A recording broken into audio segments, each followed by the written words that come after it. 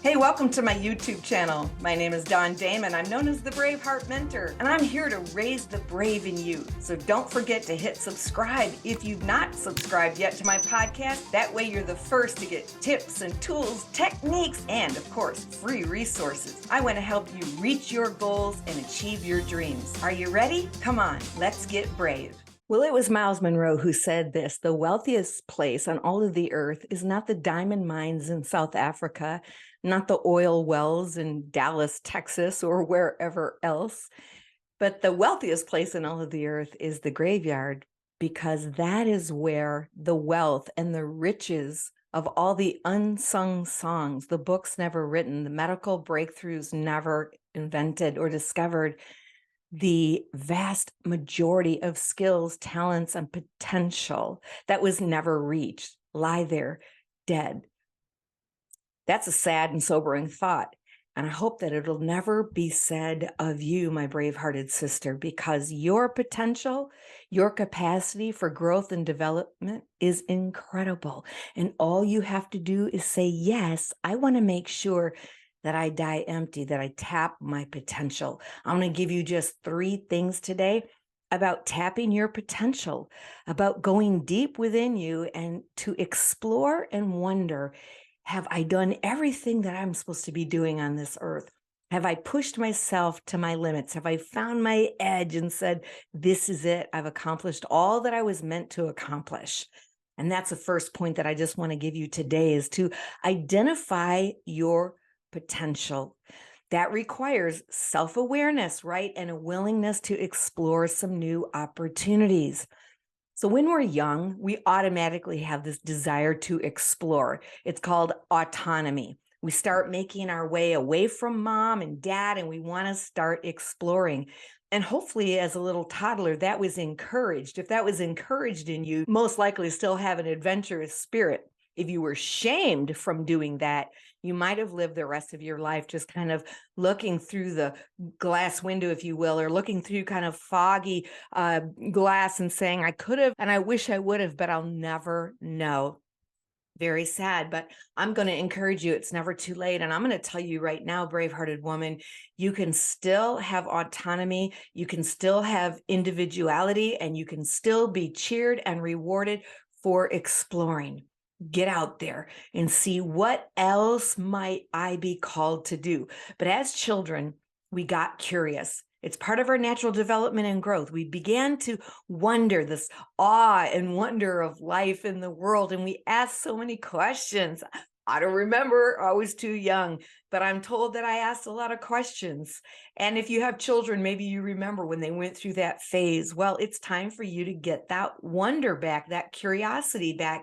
It's time for you to start identifying, what is my potential? Like what is the largest amount of things I can accomplish or do that will bring joy and honor and glory to God? So tapping your potential requires for you to get curious about you.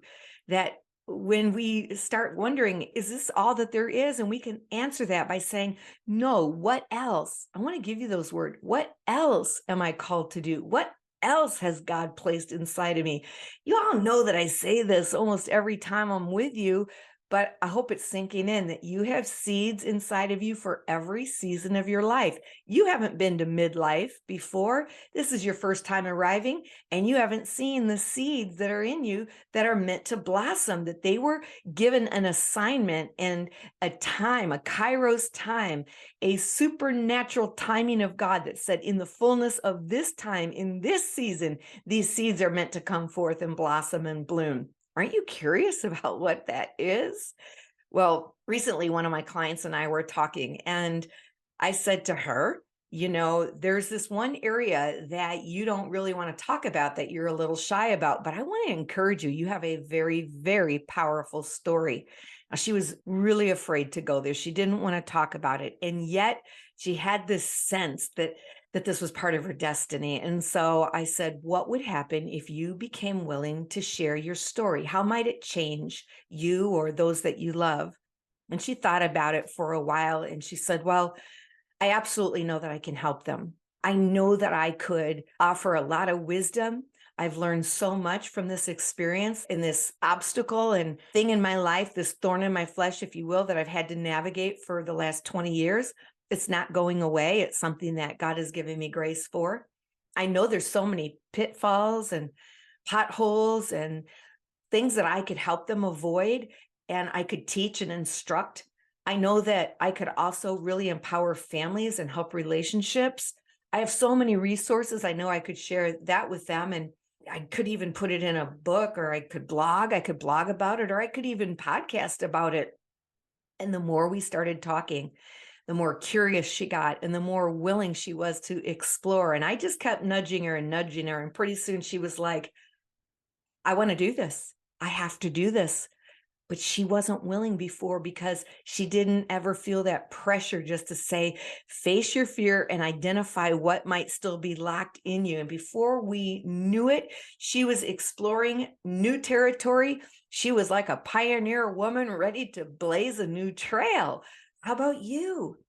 By the way, parenthetically, this fall, I'm going to be starting a writing class for midlife women. We're going to learn how to effectively tell our story. If you think you might be curious about that, I'm offering a sign up at the end of this podcast. It's my download this week, I'm not going to be able to take everybody. It's going to be a limited enrollment, details coming.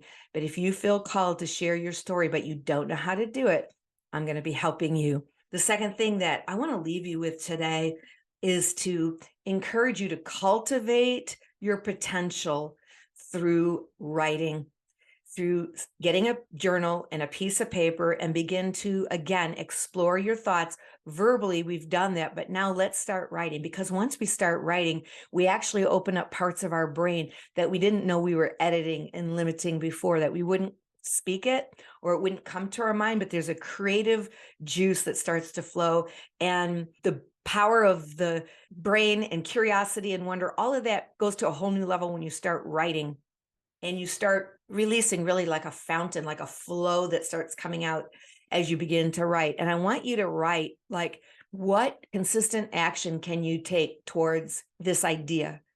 If you have an idea, if you have a dream, if you have a goal, I can help you make those goals smart so that you make sure that you do. But tapping your potential will require you to identify, obviously, what those dreams are, or maybe what you like, what I love. Cut your paper down in half. What I love doing, what I don't like doing, what I don't want to do, what I wish I could do more of on the other side. And just begin to write those things down.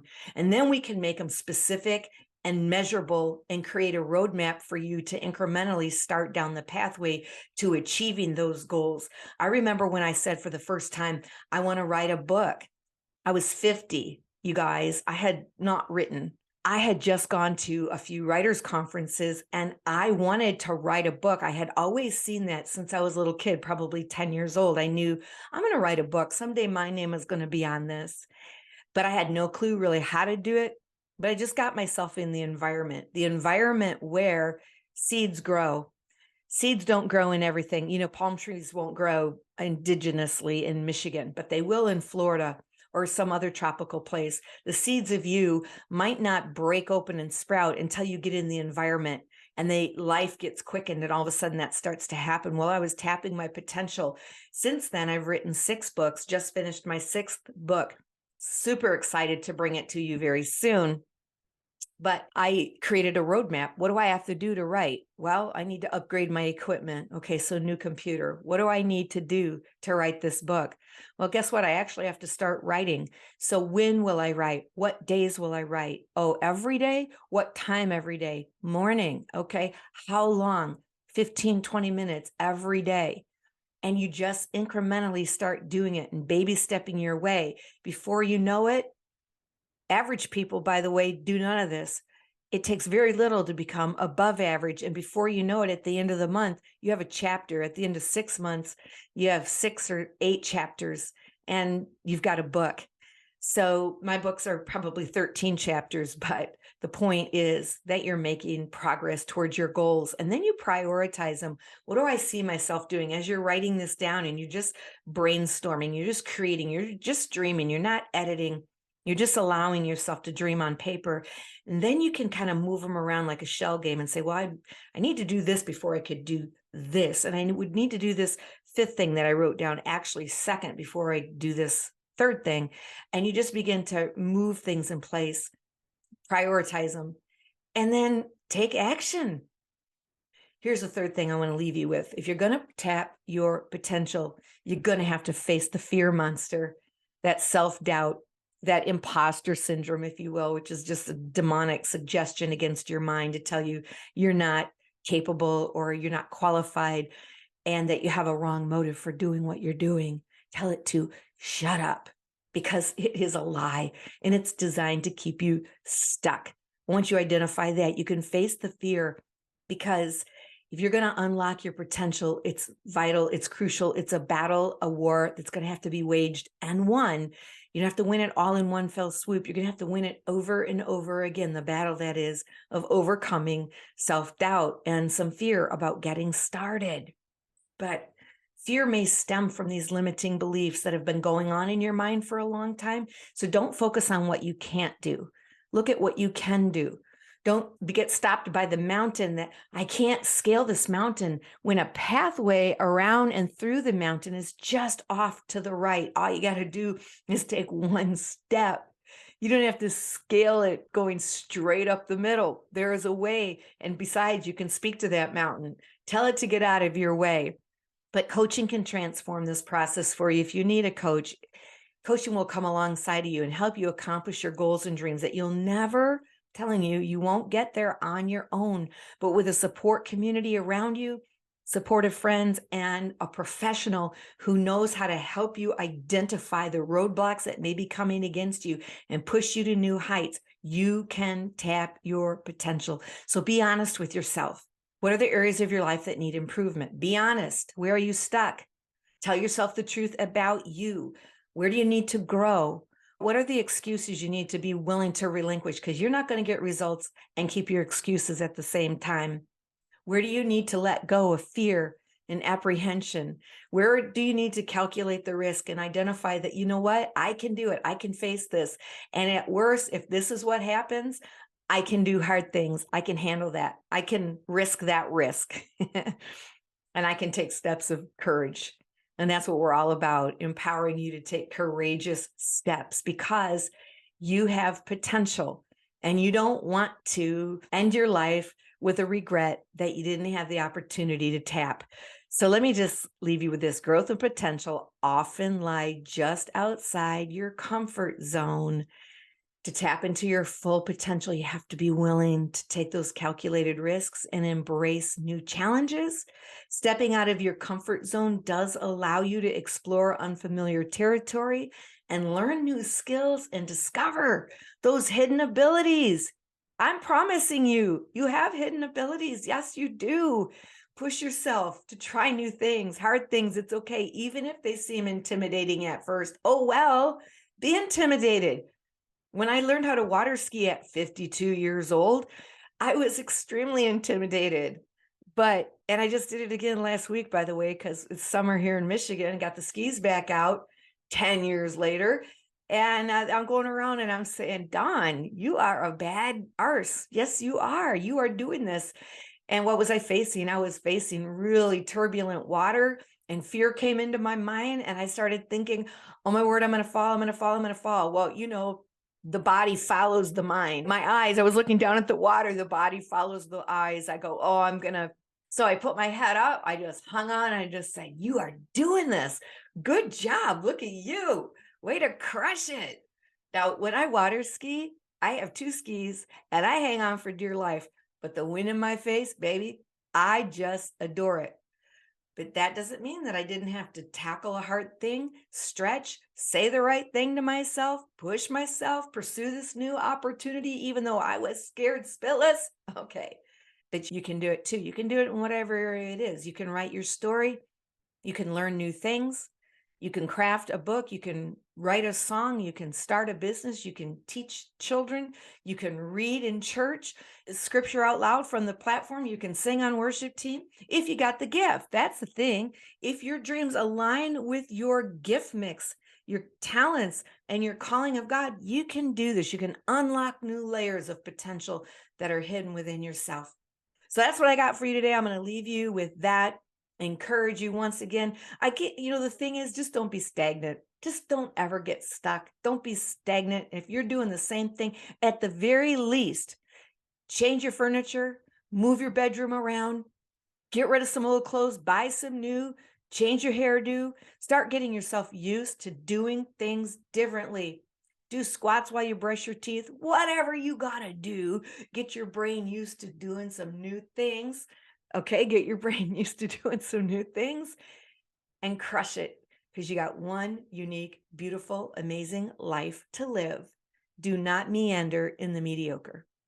You've got an amazing life. Go for it. That's what I have for you. I'm going to leave you like I always do. Hey, by the way, before I do leave you, I have a download for you. I want you to enroll in this writing class. And we're not ready to really offer it yet, but if you'll just give me your email, let me know when the writing class is ready. I'll be sure to send you a registration and all the information. So that's it. Dawn Damon, BraveHeart Mentor. Don't forget to subscribe to my YouTube channel. And if this has helped you, share it with someone else. In the meantime, ladies, beautiful people, it's time for you to find your brave and live your vision.